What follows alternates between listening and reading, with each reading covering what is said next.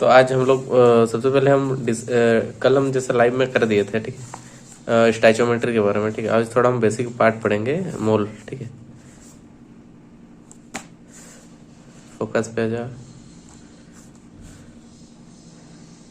ठीक है। तो हाँ, मोल, ठीक है। मोल के बारे में बेसिक चर्चा करेंगे, ठीक है। सबसे पहले हम देखेंगे मोल कैलकुलेट कैसे करते हैं, नंबर ऑफ मोल्स हम निकालने का तरीका क्या है, ठीक है। हम 3 तरीके से नंबर ऑफ मोल्स निकाल सकते हैं, ठीक है, आराम से 3 वे, ठीक है। वैसे नंबर ऑफ मोल्स निकालने का आपके पास 3 ठो फॉर्मूला होगा, ठीक है। पहले वाला है given mass divided by molar मास, जो मोस्ट ऑफ द केस में यूज होता है, ठीक है। Given mass divided by molar मास, ये हो गया एक तो नंबर ऑफ मोल्स का फॉर्मूला। दूसरा फॉर्मूला n इक्वल टू, ये n लिखते हैं, नंबर ऑफ मोल्स को हम n से डिनोट करते हैं, ठीक है। दूसरा वाला हो जाएगा given volume at STP divided by 22.4, ठीक है। लीटर में होगा ये सब, ठीक है, लीटर में ही होगा। अच्छा, ठीक है। तीसरा फॉर्मूला होता है गिवन नंबर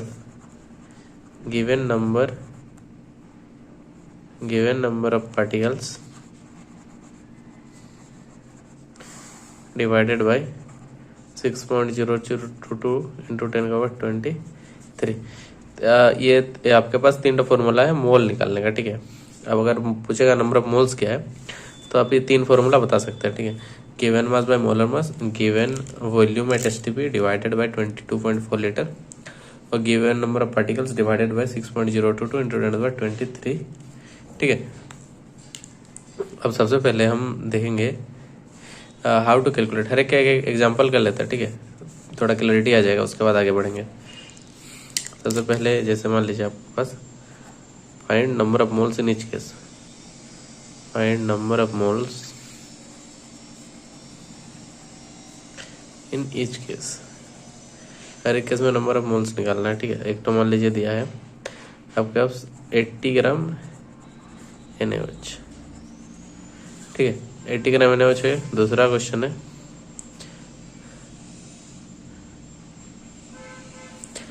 ऐसे मान लीजिए 67.2 litre O2 gas, oxygen gas, ठीक है। और तीसरा क्वेश्चन है 12.044 इंटू 10⁻23 एटम्स ऑफ सल्फर, ठीक है। तो 3 ठो क्वेश्चन है आपके पास, ठीक है, ध्यान दीजिए। इसमें 3 जो फॉर्मूला ऊपर में लिखे हैं उसी का बस यूज करेंगे, ठीक। तो सबसे पहले हम देखिए पहला वाला जो क्वेश्चन है, ठीक है, 80 ग्राम NaOH, इसमें ध्यान दीजिए, इसमें मास दिया हुआ है, गिवन मास दिया हुआ है, ठीक है। तो पहला वाला फॉर्मूला यूज करेंगे, गिवन मास बाय मोलर मास, ठीक है। तो सबसे पहले हम वही निकाल लेते हैं, पहला क्वेश्चन को सॉल्व करते हैं, ठीक है। इसमें गिवन है 80 ग्राम NaOH, ठीक है। तो सबसे पहले हम लिखते हैं मोलर मास ऑफ NaOH का मोलर मास कितना होगा, ठीक है।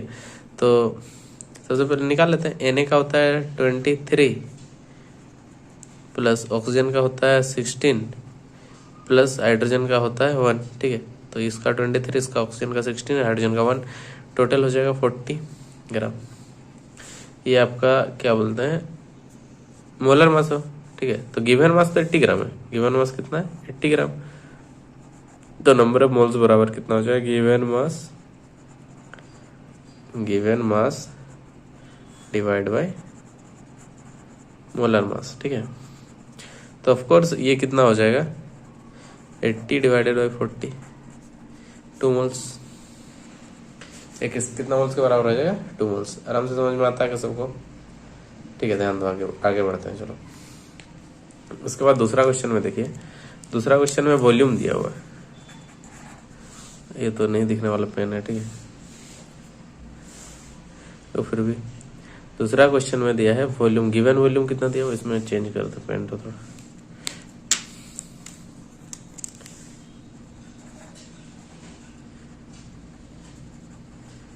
गिवन वॉल्यूम कितना है, गिवन वॉल्यूम है 67.2 लीटर, ठीक है। अब ये गिवन वॉल्यूम है, आपके पास जो वॉल्यूम था, अब वॉल्यूम दिया हुआ है तो आप कौन सा वाला फॉर्मूला यूज करेंगे, वही बोला, कुछ नहीं मतलब एसटीपी में मान के चलना है, ठीक है। अब आपके पास जो फॉर्मूला है वही नंबर ऑफ मोल्स का, गिवन वॉल्यूम बाई 22.4, ठीक है। चलिए गिवन वॉल्यूम आपके पास है 67.2 डिवाइडेड बाई 22.4, ये कितना हो जाएगा, ऑलमोस्ट 3 पे कट जाएगा, 3 4 12 है, 3 दूनी 6 7 3 हाँ, ये ऑलमोस्ट आएगा 3 मोल। तो इसका मतलब है 3 मोल ऑक्सीजन गैस है, सीधा सा बात है, समझ में आ गया ना, ठीक है। और लास्ट वाला क्वेश्चन देखिए, एटम दिया हुआ 12.044 10 by 23 एटम्स ऑफ सल्फर, ठीक है। तो मोल्स कैसे निकालेंगे, गिवन नंबर ऑफ एटम्स कितना दिया हुआ 12.044 इंटू 10 का 23 है, ठीक है। अब ध्यान दीजिए, सबसे पहले नंबर ऑफ मोल्स मैंने एन इक्वल टू वही गिवन एटम डेट इज 20 इंटू 10 का 23 डिवाइडेड बाई 6.022 इंटू 23, ये कट जाएगा, ये 2, आपका उस नंबर ऑफ मोल्स कितना हो जाएगा 2 मोल,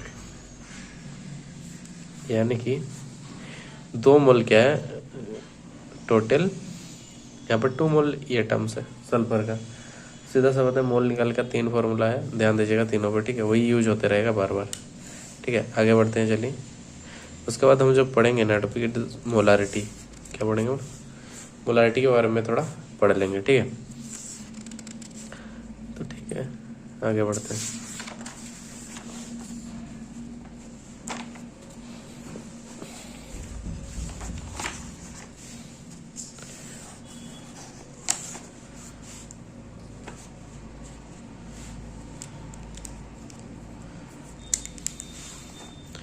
चलिए लिखते हैं molarity,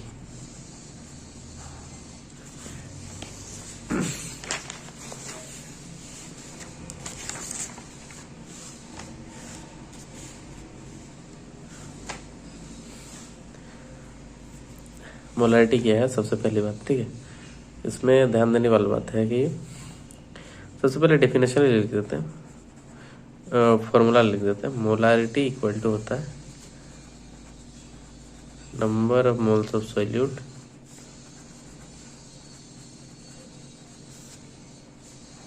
divided by total volume of solution, total volume of solution litre में लेना चाहिए, वॉल्यूम लीटर में लेना होगा, ठीक है, तब जाके मोलारिटी में आएगा। इसलिए वॉल्यूम किस में लेना है, वॉल्यूम आपको लेना है लीटर में, ठीक है, ये एल का मतलब लीटर होता है, ठीक है।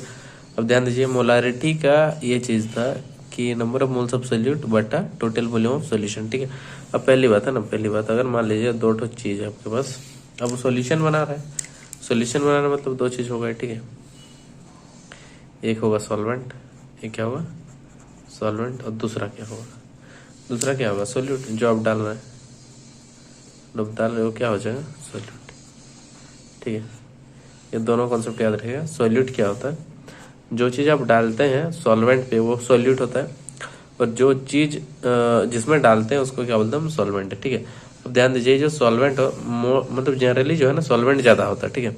तो डेफिनेशन कभी कभी लिख देता है कि the quantity which present in larger amount is called solvent, ठीक है।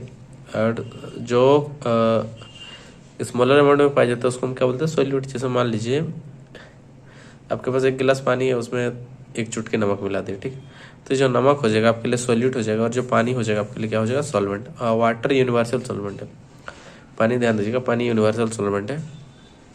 सब चीज़ें थोड़ा जान के रखिए। सॉल्यूट क्या है, सॉल्यूट है लिख देते generally the component which present in smaller amount is called, इसको हम बोलते हैं सॉल्यूट, ठीक है। वैसे ऐसा सोच सकते हैं ना, the component which present in larger amount is called solvent. ठीक है, आराम से लिख सकते हैं आप लोग। तो सॉल्यूट और सॉल्वेंट में सबसे पहले हम क्या निकालते हैं, number of moles of solute निकालते हैं मोलारिटी निकालने के लिए। ठीक है, number of moles of solute divided by total volume of solution. ठीक है, तो पहला काम तो हो गया। ठीक है, कि हम लोग नंबर ऑफ मोल्स निकालना सीख गए, कैसा भी तरीका हो नंबर ऑफ मोल्स निकालना हम सीख गए। उसके बाद वॉल्यूम ऑफ सॉल्यूशन क्वेश्चन में दिया रहेगा। ठीक है, या तो डेंसिटी दिया रहेगा, उसके हिसाब से आपको निकालना पड़ेगा। ठीक है, ऐसे कैलकुलेट करेंगे 2-3 क्वेश्चन आराम से हो जाएगा। ठीक है, सबसे पहले इजी इजी क्वेश्चन कर लेते हैं एक तो थोड़ा। ठीक है, तो जो सबसे पहला वाला क्वेश्चन करते हैं हम, find the molarity of a solution of 400 ml containing find the molarity of a solution of 400 ml containing 10 gram NaOH। ठीक है, 10 ग्राम सोडियम हाइड्रोक्साइड है। तो इसको सॉल्व करने के लिए सबसे पहले नंबर ऑफ मोल्स निकाल लेते हैं। फॉर्मूला क्या है, हम डेफिनेशन भी बोल रहे हैं, मोलारिटी का बताएंगे क्वेश्चन टू करके। ठीक है, सबसे पहले फॉर्मूला क्या, number of moles of solute divided by total volume of solution. तो सबसे पहला काम है हमें ये करना है। ठीक है, सबसे पहला काम हम लोग कर लेते हैं नंबर ऑफ मोल्स निकालने का। ठीक है, नंबर ऑफ मोल्स सॉल्व कर रहा है। ठीक है, नंबर ऑफ मोल्स निकालने सबसे पहला काम है given mass by molar mass divided by molar मास। ठीक है, चलिए गिवन मास जो है ना, गिवन मास है 10 ग्राम और मोलर मास Na का होता है 23, 16 और 1। 23, 16 और 1 कितना हो जाएगा 40। ये कर चुके हैं थोड़ा देर पहले। ठीक है, उसको ध्यान दीजिए। तो 1/4 मोल हो जाएगा। गिवन मोल कितना नंबर ऑफ मोल्स आ गया 1/4। ठीक है, उसके बाद वॉल्यूम तो दिया हुआ है। वॉल्यूम कितना है आपके पास 400 ml शायद 400 ml। ठीक है, वॉल्यूम 400 ml दिया हुआ। चलो उसके बाद देखो वॉल्यूम 400 ml दिया हुआ है। ठीक है, अब कम करिए, अब मोलारिटी निकाल लीजिए। मोलारिटी इज इक्वल टू क्या हो जाएगा, गिवन नंबर ऑफ मोल्स जो कि निकला 1/4 डिवाइडेड बाय वॉल्यूम जो है 400 ml। इसको लीटर में कन्वर्ट करने के लिए 1000 में डिवाइड कर दो क्योंकि ml में था। ठीक है, तो 1/4 इंटू 1000 ऊपर चला जाएगा डिवाइडेड बाय 400। 20 कटा 2 2 ज़ा 4 2 5 ज़ा 8 विल बी 5/8। इसका यूनिट हो जाएगा मोल पर लीटर। क्यों होगा देखिए, ऊपर में देखिए मोलारिटी का फॉर्मूला देखिए एक बार फिर से, है ना। मोलारिटी का फॉर्मूला एकदम ऊपर में आ जाइए। ठीक है, इसमें क्या लिखा हुआ है, number of moles of solute divided by total volume of solution. Moles बटा वॉल्यूम दैट इज मोल पर लीटर, है ना, मोल पर लीटर या फिर मोलर भी बोलते हैं। ठीक है, या और है ना, और मोलर भी लिखा रह सकता है, मोलर या एम लिखा रहेगा। ठीक है, ये सब यूनिट है मोलारिटी का और ये टेम्परेचर पर डिपेंड करता है। इट डिपेंड्स ऑन टेम्परेचर, बहुत important term, it depends on temperature, it depends on temperature. ठीक है, चलिए आगे बढ़ते हैं। ये सब तो चीज छोटी छोटी बात हो गया मोलारिटी पे। अच्छा, मोलारिटी का डेफिनेशन क्या है, अब क्या लिखेंगे। अब देखिए मोलारिटी का डेफिनेशन सीधा सा बात है कि हम क्या कर रहे हैं, किसी मतलब देख रहे हैं कि किसी सॉल्यूशन में कितना अमाउंट सोल्यूट है, या फिर ऐसे बोल सकते हैं number of solute present in 1 litre of solution. मतलब 1 लीटर सॉल्यूशन में कितना सोल्यूट है उसी को मोलारिटी बोलते हैं। तो क्या बोलते हैं मोलारिटी, सीधा सा बात है ना। ठीक है, तुम क्या डिफाइन करेंगे, molarity is defined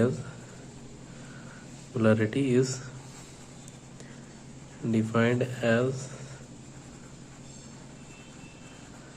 number of moles of solute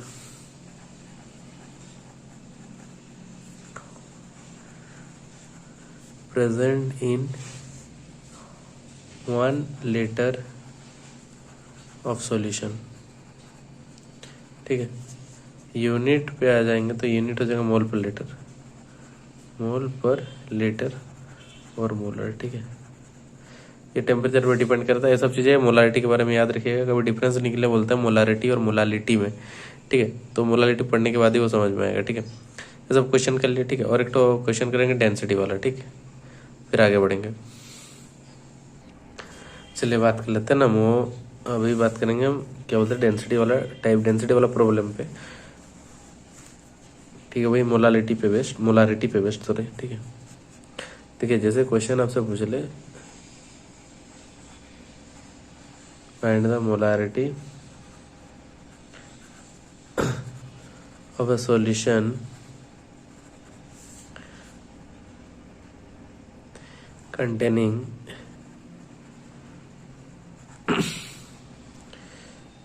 342 gram sugar, 342 gram sugar and 1 kg water. If density of the solution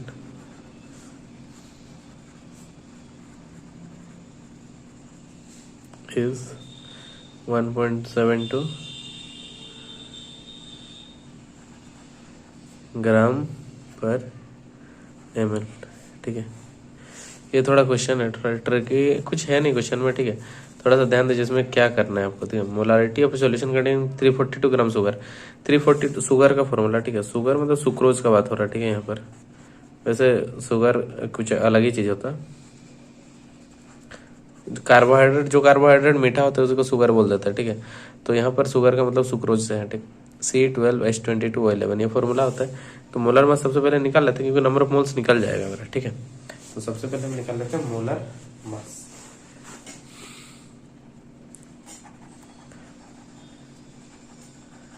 molar mass sugar का कितना होगा, 12 two carbon, 12 144 plus 22 two hydrogen का 22, ऑक्सीजन 16 टू, 16 कम 16 कम 16 17 176 शायद, ठीक है। चलो ये हो जाएगा आपके पास 6 4 10 12 हाथ में 1 7 8 9 9 4 13 14 हाथ में 1 1 तो 342 ग्राम ऑफकोर्स है ना। इसका मोलर मास भी कितना है 342 ग्राम। तो नंबर ऑफ मोल्स कितना हो जाएगा, number of moles given mass 342 और मोलर मास भी 342, तो आपके पास नंबर ऑफ मोल्स कितना हो गया 1। तो 1 मोल आने के बाद आप क्या करेंगे, ठीक है। मोल आने के बाद आपको क्या चाहिए, वॉल्यूम ऑफ सॉल्यूशन चाहिए, लेकिन वो अवेलेबल है नहीं, ठीक है। अब रिक्वायर्ड है वॉल्यूम ऑफ सॉल्यूशन का भी क्या, जो कि तेरे पास सॉरी आपके पास नहीं है। तो इसके लिए हम क्या करेंगे, उसके लिए डेंसिटी का यूज करेंगे, ठीक है। डेंसिटी कितना है 1.72 ग्राम पर ml। ये डेंसिटी किसका है, सॉल्यूशन का डेंसिटी है, ठीक है। सॉल्यूशन का डेंसिटी है तो डेंसिटी बराबर हम लिखेंगे मास बाय वॉल्यूम में तो यूज करेंगे ना। डेंसिटी बराबर क्या होगा, mass by volume,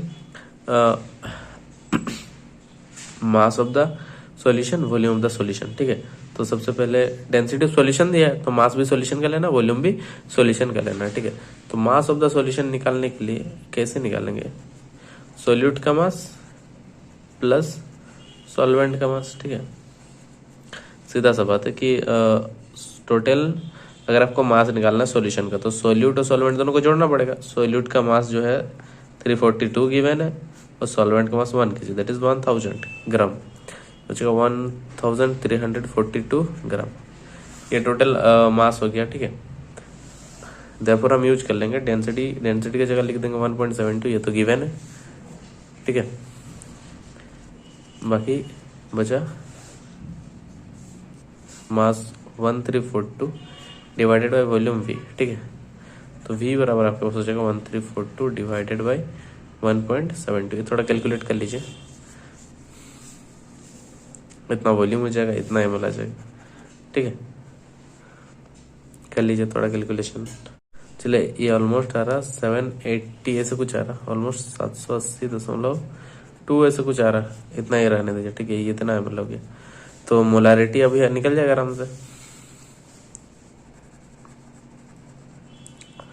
given mass by volume, ठीक है, सॉरी नंबर ऑफ मोल्स बटा volume, volume number of moles तो 1 है, वॉल्यूम है 780.2, इसको 1000 से डिवाइड कर देंगे तो लीटर में आ जाएगा, ठीक है। तो हो जाएगा 1000 बटा 780, 1000 डिवाइडेड बाई 780.2 मोल पर लीटर, ठीक है। तो कुछ होगा पॉइंट में आएगा, ठीक है, उतना कर लीजिए। देखिए थोड़ा ध्यान दीजिए, इसमें कॉन्सेप्ट है कि डेंसिटी सॉल्यूशन का दिया हुआ था तो मास भी सॉल्यूशन का ही लेना है डेंसिटी वाला फॉर्मूला में, ठीक है। अगर कभी कभी डेंसिटी सॉल्यूट का दिया रहेगा, अगर डेंसिटी सॉल्यूट का दिया रहेगा तो मास भी सॉल्यूट का यूज करके वॉल्यूम सॉल्यूट का निकल जाएगा, ठीक है। इस टाइप से क्वेश्चन पूछ सकता है आपसे मिला जुला के, ठीक है। ये तो दूसरा टाइप का हो गया, डेंसिटी मिक्स रहेगा तो कोई ये नहीं है, अब बस आपको वॉल्यूम निकालना है, ठीक है, और वॉल्यूम आपको दे देगा ये वाला, ठीक है। चलिए इतना याद रखें, ठीक है, आगे बढ़ते हैं। चलिए इसके बाद है आपके पास मोलालिटी, ठीक है, इस पर भी थोड़ा चर्चा कर लेते हैं। चलिए ठीक है, मोलारिटी पर डिस्कस कर लेते हैं थोड़ा। मोलालिटी, ठीक है, अब देखिए इस पर ध्यान दीजिए, मोलालिटी क्या है। सबसे पहले वही फॉर्मूला हम लिख देते हैं। मोलालिटी है number of moles of solute, number of moles of solute divided by mass of solvent, mass of solvent KG में होना चाहिए, मास किस में होना चाहिए, केजी, ठीक है। जैसे वहाँ पर वॉल्यूम लीटर में होना चाहिए, यहाँ पर भी मास किस में होना चाहिए, केजी में, ठीक है।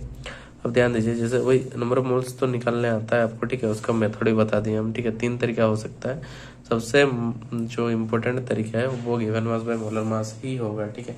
बाकी बहुत कम यूज होता है, ठीक है, होने से भी आने से करने आना चाहिए, ठीक है। तो सबसे पहली बात सबसे छोटा क्वेश्चन है ना, फाइंड द मोलालिटी of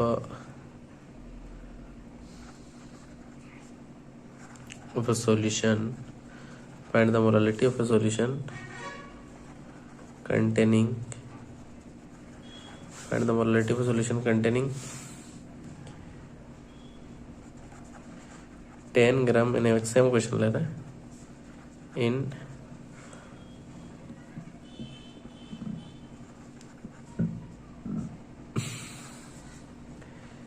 मान लीजिए 120 ग्राम वाटर, ठीक है, 10 ग्राम NaOH ले रहा है और 120 ग्राम पानी ले रहा है, ठीक है। तो ऑफकोर्स यहाँ पर सॉल्वेंट जो है ना पानी है, सॉल्वेंट क्या है, पानी है, और हमें मास सॉल्वेंट का लेना है, सॉल्यूशन का नहीं रहना, ये बहुत इंपॉर्टेंट है इस बात। मोलालिटी जो है ना, मोलारिटी में उन्हें वॉल्यूम जो है ना सॉल्यूशन का ले रखे थे, ठीक है। यहाँ पर मोलालिटी में जो है ना मास लेना हो सॉल्वेंट का लेना है, ठीक है। तो सबसे पहले भी नंबर ऑफ मोल्स NaOH का मास तो 40 था, ठीक है, गिवन मास 10 बटा मोलर मास 40, बार बार नहीं कर रहे हम, 1/4 हो गया, ठीक है। वैसे मास ऑफ सॉल्वेंट कितना दिया हुआ, मास ऑफ सॉल्वेंट 120 ग्राम है, ठीक है। तो हम डायरेक्ट लगाते हैं ना, molality is equal to number of moles बटा मास ऑफ सॉल्वेंट, ठीक है, डब्ल्यू लिखते हैं वेट को, 1/4 बटा मास ऑफ सॉल्वेंट कितना 120 डिवाइडेड बाई 1000 करना है, क्योंकि आपको केजी में तो लाना है तो 1000 से डिवाइड करेगा, 1/4 इंटू 1000 इंटू ये हो जाएगा, ये ऊपर चला जाएगा, ठीक है, एक तो गया 25, हो जाएगा 20, ऑफकोर्स ये कितना हो जाएगा 25/12 मोल पर केजी, यूनिट मोल पर केजी हुआ, उस टाइम मोल्स था और नीचे में वॉल्यूम था, तो हम मोल पर लीटर लिख रहे थे, यहाँ पर नीचे में केजी है तो लिखेंगे मोल पर केजी। अच्छा ये और मोलल भी बोलते हैं, क्या बोलते हैं, मोलल, उसका यूनिट को, जैसे हम अपने मोलर बोलते थे यहाँ पर मोलल भी बोल सकते हैं, ठीक है। तो देखिए, अच्छा ऑफकोर्स है ना, ये इसका डेफिनेशन थोड़ा लिख लेते हैं।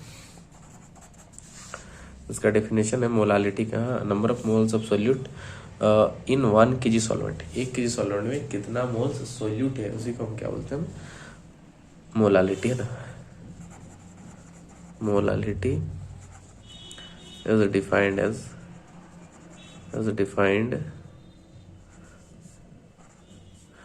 as number of moles of solute, as the number of moles of solute present in 1 kg of solvent, ठीक है। 1 kg सॉल्वेंट में जितना मोल प्रेजेंट है उसको हम क्या बोलेंगे, ठीक है, मोलालिटी, ठीक है। इस सबसे पहली बात, इसका यूनिट जो है मोल पर केजी होगा। यूनिट क्या होगा, मोल पर केजी। हाँ, इसको मोलल भी बोल सकते हैं, ठीक है, ये मोलल, ठीक है, बोल दिए हम, ठीक है। और एक चीज़ है, ये does not depend on temperature, बहुत इंपॉर्टेंट है, it does not depends on temperature, temperature पर डिपेंड नहीं करता। कभी मोलारिटी और मोलालिटी में अंतर पूछेगा ना, तो सबसे बेसिक अंतर है, एक टेम्परेचर पर डिपेंड करता है और एक टेम्परेचर पर डिपेंड नहीं करता है। ये सबसे बेसिक डिफरेंस है, याद रखिएगा, ठीक है। चलो आगे बढ़ते हैं। उसके बाद हम लोग के पास है और एक क्वेश्चन करेंगे क्या, डेंसिटी वाला क्वेश्चन सेम है भाई। डेंसिटी दिया रहेगा तो आप मास निकाल लेना, ठीक है। मास से सब कुछ ये वॉल्यूम दिया रहेगा और डेंसिटी दिया रहेगा, तो डेंसिटी और मास बाय वॉल्यूम कर दीजिएगा, आ जाएगा, ठीक। ऐसे क्वेश्चन न्यूमेरिकल हम प्रैक्टिस करा देंगे बाद में, ठीक है। अभी तो थ्योरी पार्ट है, थोड़ा ध्यान दीजिए इस सब पे, ठीक है। आगे बढ़ते हैं, चलिए। इसके बाद हम पढ़ेंगे थोड़ा मोल फ्रैक्शन, ठीक है। जो बेसिक टर्म्स है वो सब हम कर दे रहे हैं अभी।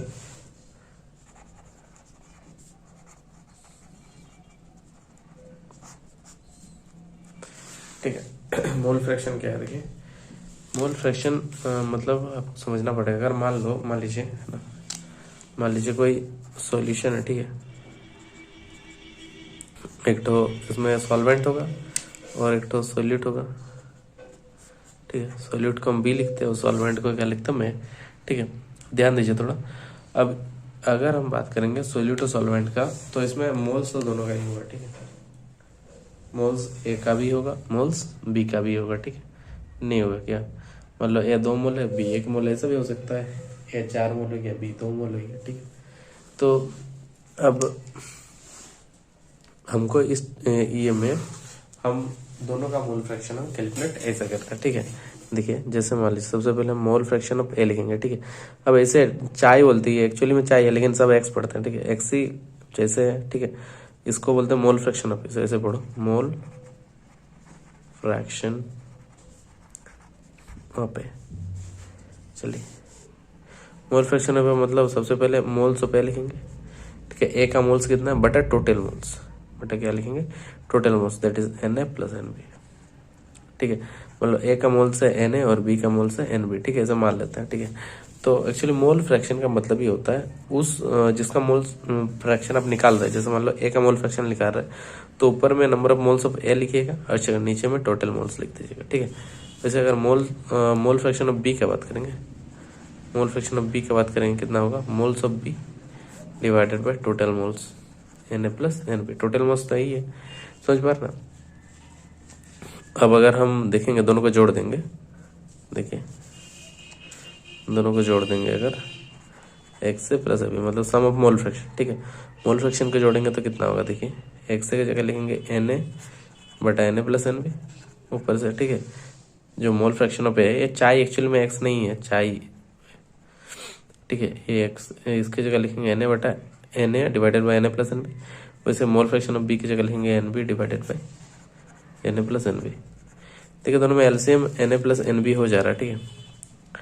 N A plus N B को एलसीएम ले लीजिए, अब और में भी आ जाएगा N A plus N B, ये कट के कितना हो जाएगा 1। तो सम ऑफ मोल फ्रैक्शन हमेशा 1 होता है, ये भी ध्यान दीजिएगा। सम ऑफ मोल फ्रैक्शन किसके बराबर होता है, 1 के बराबर, ठीक है। ऐसा बेसिक चीज आपको याद रखना है, ठीक है। चलिए आगे बढ़ते हैं। इसके बाद मोल फ्रैक्शन के बाद हम लोग को पढ़ना है मोल फ्रैक्शन, डिफाइन कर दे रहे हैं, थोड़ा डेफिनेशन लिख रहे हैं मोल फ्रैक्शन, ठीक है।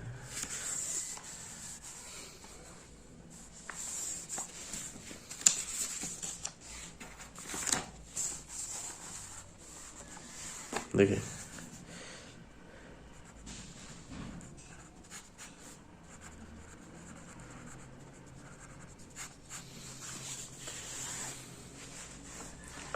अब कैसे डिफाइन करेंगे मोल फ्रैक्शन। सबसे पहले समझिए मोल फ्रैक्शन के बारे में, ठीक है। तो ये क्या चीज था, थोड़ा देखिए। अगर जैसे हम अभी किए कि ए है और एक तो बी है, ठीक है। ए का नंबर ऑफ मोल्स अगर ए है और बी का नंबर मोल्स एन में, एन एक तो का एन ए मोल्स है ए का नंबर ऑफ मोल्स Na है और बी का नंबर ऑफ मोल्स Nb है। तो मोल फ्रैक्शन ऑफ ए जब लिखते हैं तो क्या लिखते हैं, Na बटा Na प्लस Nb। और मोल फ्रैक्शन ऑफ बी जब लिखते हैं तो क्या लिखते हैं, Nb divided by Na plus Nb। तो हम क्या कर रहे हैं, ठीक है, जिस कंपोनेंट का मोल फ्रैक्शन निकाल रहे हैं उस कंपोनेंट का मोल्स को ऊपर लिख रहे हैं और डिवाइडेड बाय टोटल मोल्स कर रहे हैं। डिवाइडेड बाय क्या कर रहे हैं हम, टोटल मोल्स। यानी हम कैसे डिफाइन करेंगे, मोल fraction of a component, mole fraction of a component is defined as number of moles of solute, number of moles of solute. Mole fraction of a component is defined as number of moles of solute to the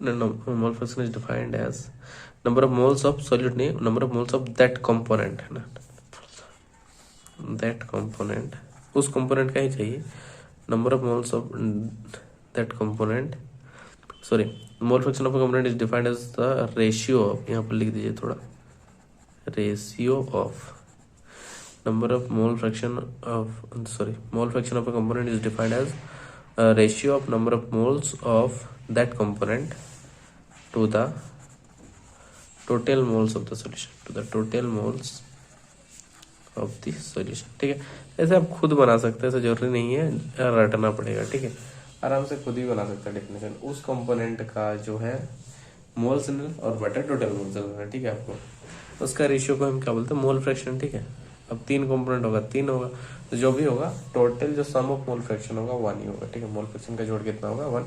ठीक है, इतना सा था। पहले हम क्या मोल पढ़ा दिए आपको, फिर मोलारिटी पढ़ा दिए, फिर मोलालिटी पढ़ाए और मोल फ्रैक्शन पढ़ाए। कुछ कुछ नॉर्मलिटी होता है। ठीक है, अब नॉर्मलिटी पढ़ने के लिए आपको एसिडिटी बेसिसिटी जानना होगा। ठीक, तो वो आगे लेक्चर में हम देख लेंगे। ठीक है, ये बेसिक टर्म्स था जो आपको जानना ही है। ठीक है, मोल, मोलारिटी, मोलालिटी और मोल फ्रैक्शन। ठीक है, ये सब तो बेसिक टर्म्स है, 11th में आपको ये सब जानना ही है। नॉर्मलिटी थोड़ा यूज होता है रेडॉक्स रिएक्शन में। ठीक है, तो वो सब आगे वाले चैप्टर्स में हम कवर करेंगे। ठीक है, सॉरी, आगे वाले लेक्चर्स में। ठीक है।